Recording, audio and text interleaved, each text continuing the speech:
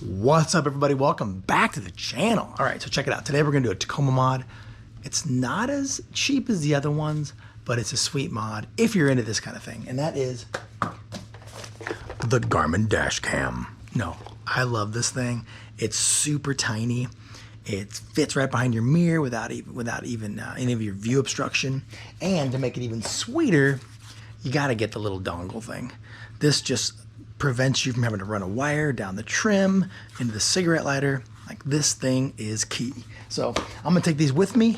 I'm gonna go through kind of where I installed it and how I did it, and you can check it out. All right, let's see. All right, let's dig into it. First, I'm gonna show you the view here because you can't even see the camera. Look how sweet that is. I'm gonna move my mirror.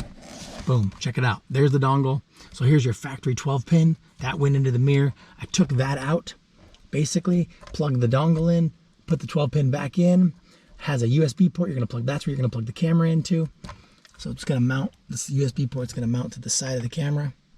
And then you're gonna take that excess, wrap it around your mirror or wherever, and then plug it into this dongle here. Now what I think I'll do is I'm gonna order a 6-inch one.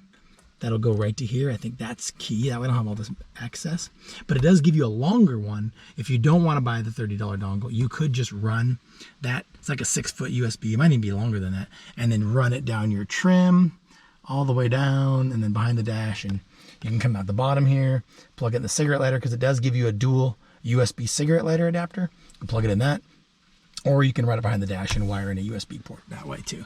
But there it is, mounted, nice and bitchin'. And what you're gonna wanna do is get the Garmin Drive app, sync your camera. You can review the footage, change the settings. You can have up to 4 cameras. It's got 1080p.